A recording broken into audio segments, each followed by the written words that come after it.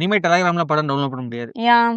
ஏன்னா இப்ப வந்து ஐபொம்மான்னு சொல்லி ஒரு பைரசி நம்ம தமிழ் ராக்கர்ஸ் மாதிரி ஓ சரி. ஐபொம்மான்னு ஒரு வெப்சைட் இருக்கு. ஸோ ஓ அந்த சரி. வெப்சைட்டோட அட்மின் வந்து முடிஞ்சா என்னை பிடிங்க அப்படின்னு சொல்லி தெலுங்கு பட டைட்டில் சொல்லியிருக்காரு. முடிஞ்சா என்ன பிடி அப்படின்னு போட்டு அறிவிப்புலாம் போட்டு சவால் விட்டுருக்காரு. அதை என்ன பண்ணிட்டாங்க, போலீஸ் அவரை பிடிச்சிட்டாங்க.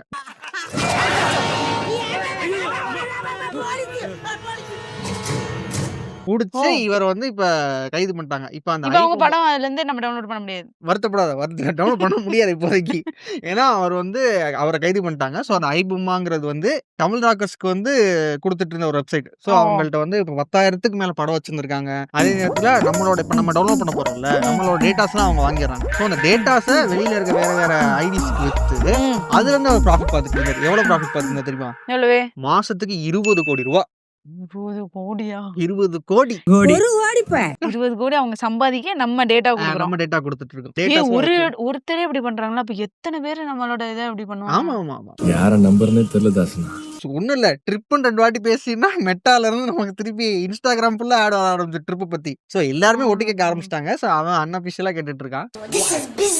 சோ இப்ப அதுல வந்து அவன் சம்பாதிச்சு அவனை வந்து கைது பண்ணிட்டாங்க. சோ கைது பண்ணி இப்ப அவர் உள்ள வச்சதுனால இனிமே அடுத்தடுத்து வர படங்கள் வந்து வராது அப்படின்னு வருத்தப்படுறதா சந்தோஷப்படுறதா? ஒரு பக்கம் படத்தை பார்க்க முடியாதுன்னு கஷ்டமா இருக்கு, இன்னொரு பக்கம் நம்ம டேட்டா போதேங்கிறது கஷ்டமா இருக்கு. எனக்கு என்ன பண்றதுன்னு புரியல. எப்படி பண்ணாலும் அது டேட்டா போய் தான் ஆகும். நீங்க இன்டர்நெட் யூஸ் பண்ணிட்டாலே நம்மளோட டேட்டா போய் தான் ஆகும். அதை நம்மளால தடுக்க முடியாது. அதே நேரத்துல பைரசில படம் பாக்குறமே தப்பு தான். ஏன்னா அவ்வளவு செலவு பண்ணி எடுத்து அதை நம்ம அவங்களோட எஃபோர்ட்டை வந்து நம்ம இது பண்ண. இன்னொன்னு என்ன தெரியுமா, ரஜினி அவர்களோட 50 இயர்ஸ் செலிப்ரேட் பண்ற விதமா ஹிந்துஸ்தான் டைம்ஸ் திருப்பி ரீலீஸ் ஜோக் இல்லையா? நோ அந்த மாதிரி இல்ல. இது ரியலி ஒரு ப்ரௌட் மொமெண்ட். எப்படின்னா ஹிந்துஸ்தான் டைம்ஸ் வந்து ஒரு எவ்வளவு பெரிய நியூஸ் பேப்பர். அவங்க வந்து ரஜினிகாந்த் டைம்ஸ் அப்படின்னு சொல்லிட்டு ஒரு ஃப்ரண்ட் பேஜ்ல அவங்களோட ரஜினி போட்டோ வச்சு அவங்க கொண்டாடி இருக்காங்க. நிஜமாவே அது வந்து ஒரு பெரிய ப்ரௌட் மொமெண்ட் நான் சொல்லுவேன். ஏன்னா நார்மலா ஒரு நியூஸ் பேப்பரோடதோ இல்ல எந்த பிராண்டோடதையும் அவங்களோட பேரை மாத்த மாட்டாங்க. அப்படியே ஒருத்தங்க மாத்திருக்காங்க. அந்த அளவுக்கு ஒரு ஆளா இருக்காங்க. அது மட்டும் இல்ல, அது தமிழ் இண்டஸ்ட்ரியில வேற நம்மளுக்கு அது எவ்வளவு பெரிய பெருமை, ஒரு கெத்து தான்.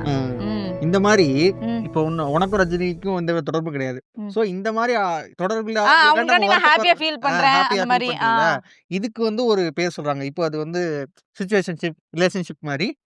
அது வந்து ஒரு பாரா சோஷியல் அப்படின்னு சொல்லி அதுக்கு ஒரு வேர்டை இப்ப டிக்ஷனரியில சேர்த்திருக்காங்க. புதுசா கொண்டு வராங்கப்பா.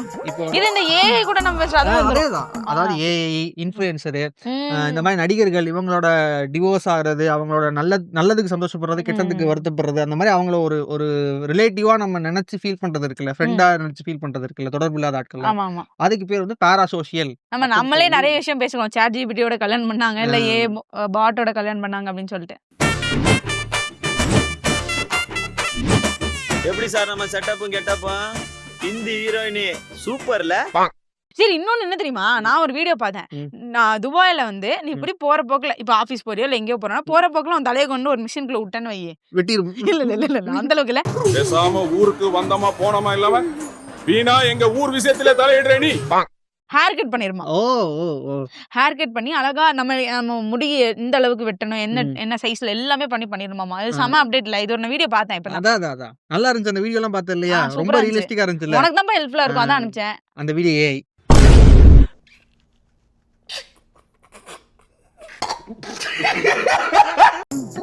ஏன்னா அதுல வந்து அந்த வீடியோல வந்து ஒருத்தர் ஒரு துபாய் சேக் இருக்கார்ல, அவரோட கையெல்லாம் பாத்தீங்கன்னா அவர் கையில வந்து 8 பேர் இருந்தாங்களே, அதுல ஒருத்தர் கையெல்லாம் நல்லா நோட் பண்ணி பாத்தீங்கன்னா வியர்டா இருக்கும் அந்த கையெல்லாம். அதை பார்க்க முட்டுட்டேன். இந்த மிஷின் அந்த பையன் ஒழுங்கா இருக்கானா பார்த்தேன். சரி ஓகே. அவருக்கு அதெல்லாம் வந்து ஏன்னா இந்த மாதிரி வீடியோஸ் எல்லாம் போட்டு ஸ்ப்ரெட் ஆகி அதுல இருந்து சில பேர் ரெவென்யூ எடுத்துட்டு இருக்காங்கல்ல, சோ அதனால அந்த வீடியோ வந்துச்சு. யாராச்சும் ஒரு ஆள் ரோட்ல நிக்கிற ஒரு மிஷினை போய் தலையை கொடுப்பாங்களா? நீ நினைக்கிற மாதிரி இல்ல, டெக்னாலஜி நல்லா வளர்ந்துட்டு இருக்கு. கண்டிப்பா அது நடக்கிறதுக்கு வாய்ப்பு இருக்கிறது. சர்வே இருக்கு. என்னன்னா ஆண்கள் பெண்கள் மேல வைக்கிற நம்பிக்கையை விட சலூன் கடைக்காரர் மேல அதிகமா நம்பிக்கை வச்சிருக்காங்க. செம்மையாகிறப்பா, சூப்பராகிறப்பா. இதெல்லாம் ஓவர்பா. ஐயா நாங்கெல்லாம் அப்படிலாம் கிடையாது. அதெல்லாம் எப்படிதானோ. நீ யார வேணா கேளுங்க, ஒரு சலூன் கடைக்காரரை தேடி கண்டுபிடிச்சிட்டாங்க அப்படின்னா அவ்வளவுதான். அது ஓகே, அது சொல்லுங்க, அத நம்புறோம். ஆனா பெண்களை விட இதெல்லாம் யார நம்ப முடியுமோ அவங்கள தான் நம்ப முடியும். இப்படி நம்பாம இருக்கிறதுனாலதான் இன்னும் சிங்கிளா இருக்கேன். நீ கேட்ட ஒவ்வொரு கேள்வி என்ன செருப்பால் அடிச்ச மாதிரி இருக்குடா. மும்பைல ஒரு ஹெச்ஆருக்கு ம். திடீர்னு எம்ப்ளாயிட்ட சிக்கோ லீவ் அப்படின்னு சொல்லி ஒரு மெயில் வந்து சிக்கோ லீவா ம். அப்படின்னா ஸ்பெல்லிங் அப்படி- வச்சுக்காதா அதான் இருக்கும் சிக் லீவு. இப்படிதான் அவரும் கேட்டு சிக்கோ லீவா சிக் லீவ் ஒரு ஸ்பெல்லிங் தெரியாது தற்கூரியா இருக்கானே அப்படின்னு சொல்லி அவர் நடத்திருக்காரு. இதுக்கு தான் படிக்கடான்னு அடிச்சுக்கிட்டேன்.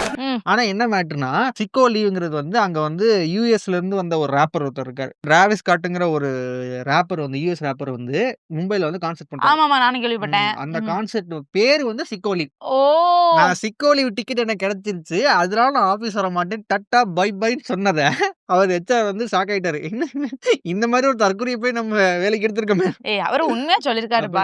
சரி அதெல்லாம் விடு. எம்ப்ளாயி இப்படி இருக்காங்க, எம்ப்ளாயர் எப்படி இருக்காங்க தெரியுமா? அவர் ஒரு லீவ் போட்டு கான்செர்ட் இல்ல ஒர்க் ஃப்ரம் பெட். என்னடி சொல்ற?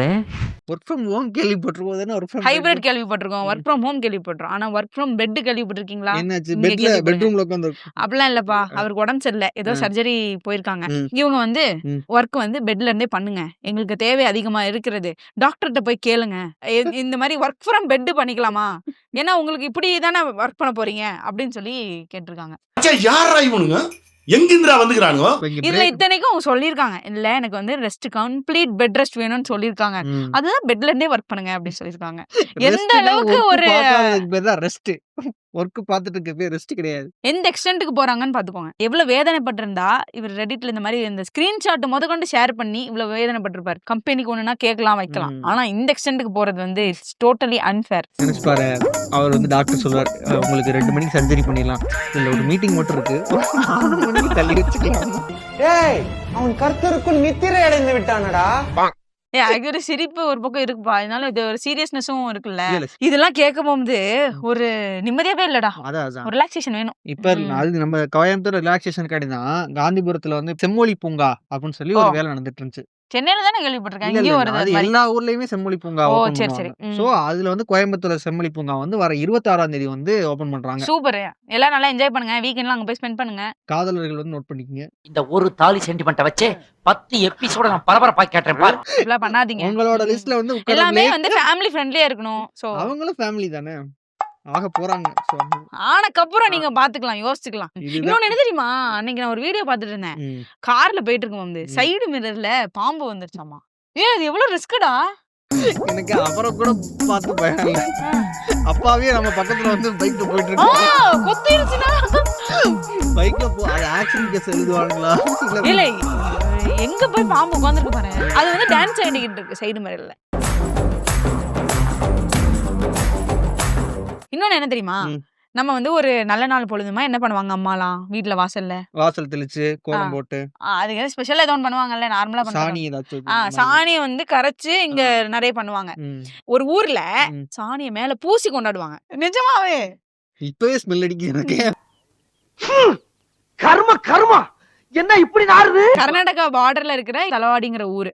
அவங்க வந்து வருஷத்துக்கு ஒரு டைம் வந்து இந்த மாதிரி என்ன பண்ணுவாங்கன்னா சாணி எல்லாம் கொண்டு வச்சிருவாங்களாம். சுத்தி யாரு மேல கடுப்பு இருக்கோ எடுத்து இல்ல மென்னு தான் நாம எஸ்பெஷலி உங்களுக்கு தான் அந்த மாதிரி வீடெல்லாம் பிடிக்கும். அது என்னதான் ஒரு பக்கம் பண்ணியா இருந்தாலும் அவங்களோட நம்பிக்கை என்ன அப்படின்னா அது மேல இப்படி பூசிக்கிறதுனால அவங்களோட நோய் எல்லாம் வந்து குணமாயிரும் அப்படின்னு நம்புறாங்க. இது ஒரு நம்பிக்கை. அது ஒரு பக்கத்துல இருந்தாலும் இந்த வாரம் இவ்வளவுதான் வம்பு என் சைட்ல உங்க சைட்ல எல்லாமே. சோ அடுத்த வாரம் இந்த வீக்கெண்ட் அவங்க வந்து நிறைய வம்புகளோட நிறைஞ்சிருக்கும் அப்படின்னு நம்புவோம். அதுக்கு நிறைய பேர் நிறைய வம்பு பண்ணுங்க, எங்களுக்கும் கண்டென்ட் கிடைக்கும்.